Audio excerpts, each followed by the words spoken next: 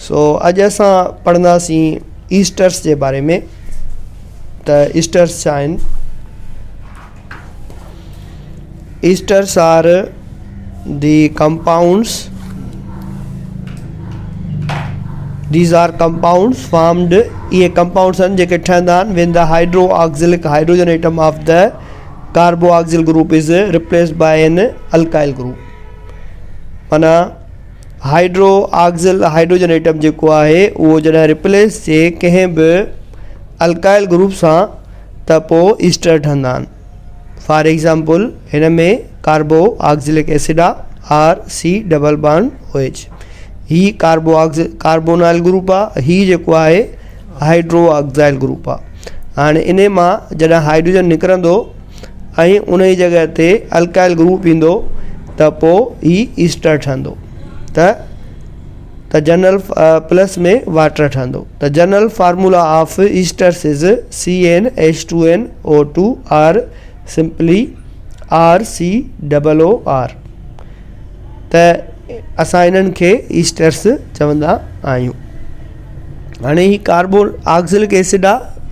Carboxylic acids में ॿ शयूं हूंदियूं आहिनि, हिकिड़ो R, हाणे ही ॾिसो अल्काइल एसिड मीडियम आहे, वाटर आहे OH ऐं इन करे एसिडिक मीडियम आहे। हाणे इन मीडियम में असां ही H जेको आहे हितां निकिरे थो ऐं ही R जेको आहे अटैच थिए थोसि ऐं ही ईस्टर थिए थो।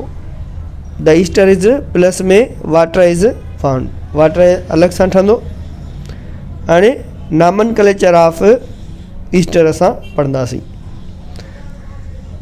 Esters are named as the alkyl derivative of acids. ये एसिड्स जा डेरिवेटिव्स आहिनि, alkyl derivatives of the acids. The name of the alkyl group replacing the hydrogen atom COOH, ही कार्बोक्सी ग्रुप आहे, is first taken followed by the name of the acid and suffix oic acid is इक acid is replaced by 8। इक acid जेको आहे उहो replace थींदो 8 सां। जीअं असां पहिरियां पढ़ियोसीं methyl formate, methyl formate, methyl ही हिन जो कॉमन नेम आहे, ही हिन जो AIUPAC आहे, मिथाइल मीथेनोएट, मीथेनोएट। उन खां पोइ आहे इथाइल एसीटेट और इथाइल इथेनोएट, इथाइल प्रोपियोनेट, इहो हिन जा कॉमन नेम आहिनि ऐं IUPAC नेम अथसि इथाइल प्रोपेनोएट। उन खां पोइ आहे ही एन ब्यूटाइल एसीटेट और ब्यूटाइल इथेनोएट। आइसोब्यूटाइल, आइसोब्यूटाइल तव्हां पहिरियां पढ़ियो आहे। आइसोब्यूटाइल छा आहे? आइसोब्यूटाइल इज़ जॾहिं ॿिए नंबर कार्बन में ब्रांच हुजे त असां उनखे आइसो चवंदासीं। आइसो प्रोपाइल माना ॿिए नंबर कार्बन ते ब्रांच हूंदी, प्रोपियोनेट और आइसो प्रोपाइल प्रोपेनोट।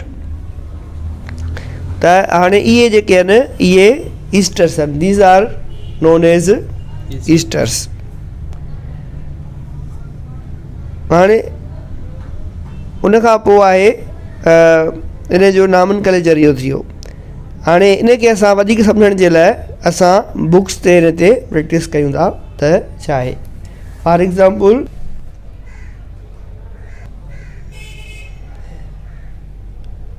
हाणे असां ॾिसूं था एग्ज़ाम्पल में त ईस्टर्स छा आहिनि सम्झूं था। हाणे ईस्टर्स जेके आहिनि, esters R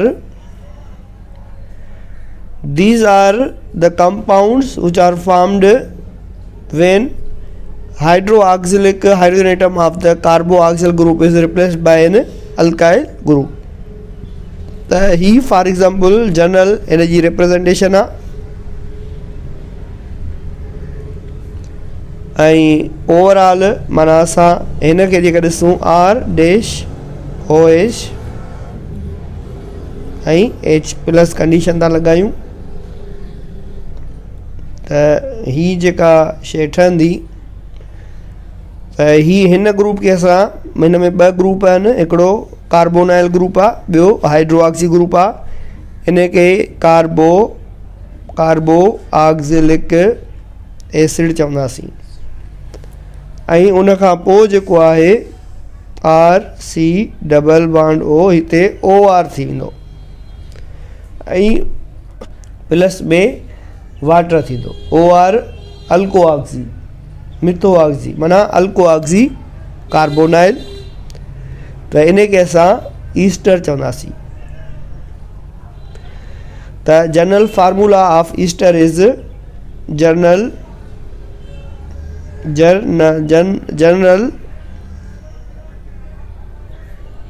general formula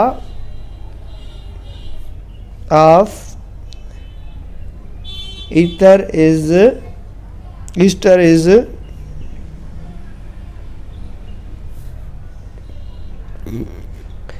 CnH2nO2 or we can represent it with RCOOR।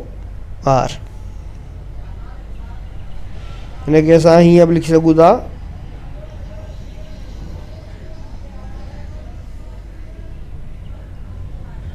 हाणे असां नामनक्लेचर खे ॾिसूं था त नामनक्लेचर छा आहे। Nomenclature of IUPAC nomenclature of Easter.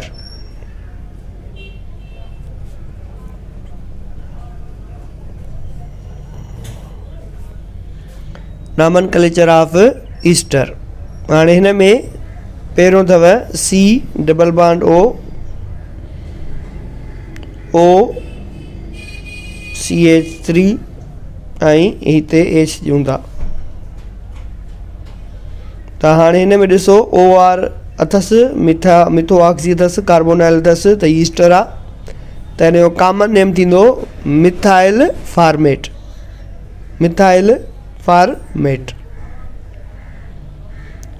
Formic acid में वरितल आहे, हिकु एसिड जॻह ते 8 ईंदो ऐं ही रेडिकल अथसि, त हिनखे मिथाइल फॉर्मेट पढ़ंदासीं। उन खां पोइ आहे ॿियो B नंबर, उन में CH3 CH3 आहे। फॉर एग्जाम्पल CH3 COOCH3 सही आहे। हलो ठीकु आहे, भली इहो ई हुजे। हाणे ॾिसो हिनखे चवंदासीं मिथाइल एसीटेट। छा चवंदासीं? Methyl acetate. ही कहिड़ो आहे? एसीटेट आहे न। ही एसीटेट ग्रुप आहे, सॼो जेको ग्रुप आहे ही एसीटेट आहे, ही हिते मिथाइलेटेज आहे। त हिनखे असां पढ़ंदासीं मिथाइल एसीटेट।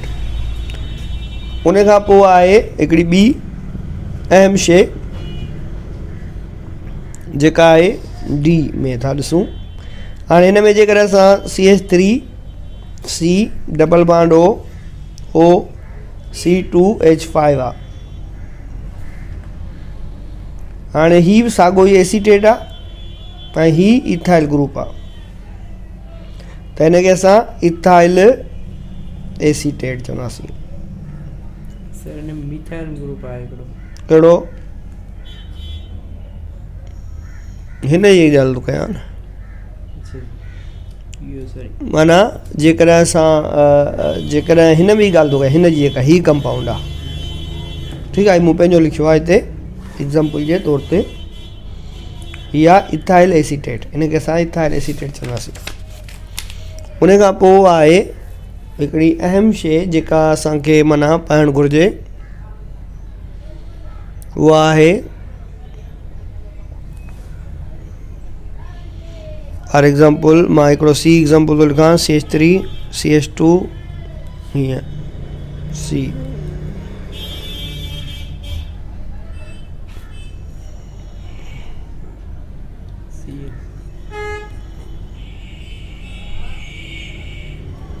ठीकु आहे। हाणे हीउ ॾिसो हीउ कहिड़ो ग्रुप आहे, प्रोपियोनिक एसिड आहे। माना जेकर हितां ॻाल्हि कजे त प्रोपियोनिक एसिड कार्बोऑक्सिलिक एसिड में, पर हीउ ईस्टर आहे त हाणे इनखे असां प्रोपियोनेट चवंदासीं। प्रो ऐं हीउ पहिरां रेडिकल चवंदासीं इथाइल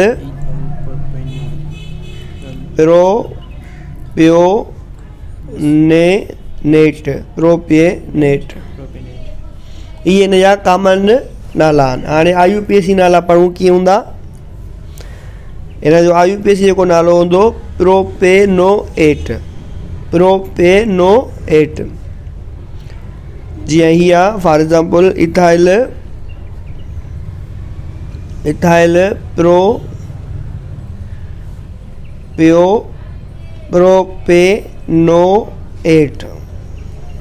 इहो हिन जो IUPAC नालो आहे।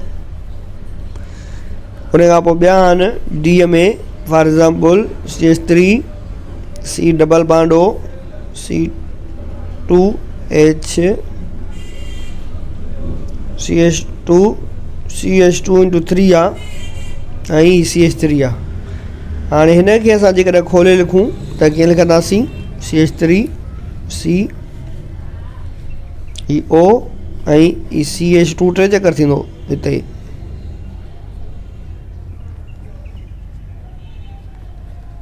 ऐं आख़िर में CH3। हाणे हीउ कहिड़ो ग्रुप आहे,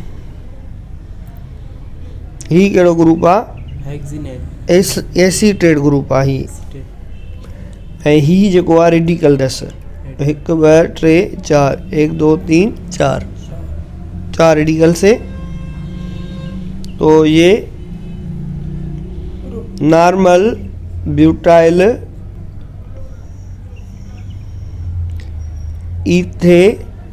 इथेनोएट, असां या ब्यूटाइल इथेनोएट चई सघूं था, या असां हिन जो जेको कॉमन नेम ॾींदासीं उहो हीअं थींदो त नॉर्मल ब्यूटाइल एसीटेट। सर ये मिथाइल ग्रुप आहे। हाँ चेन हुन साइड में चेन ही रेडिकल थींदो ऐं ही माना असां मेन ग्रुप हिन पासे वारो। ठीकु आहे। Normal butyl or butyl ethanoate, या असां हिनखे ईअं बि नॉर्मल ब्यूटाइल इथेनोएट ते चई सघूं था। उन खां पोइ ॿियो आहे फॉर एग्ज़ाम्पल ई आहे। हाणे हिन में तव्हां ॾिसो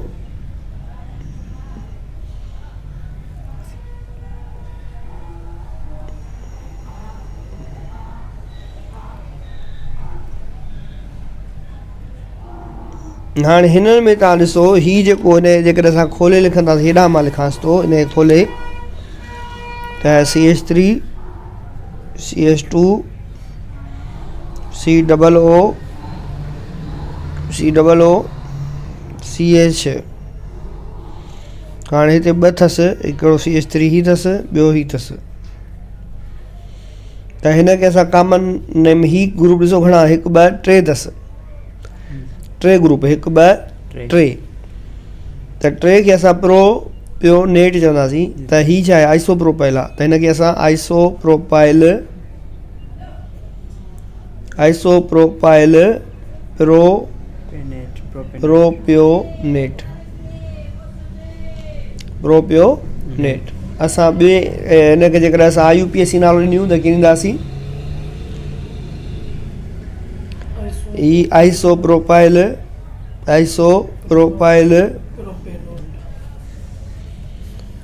ऐं 1 2 3 प्रोपेनोएट, माना ईअं ॾींदासीं असां। इहो आहे तव्हांजो ईस्टर्स। छा आहे इहो? ईस्टर्स।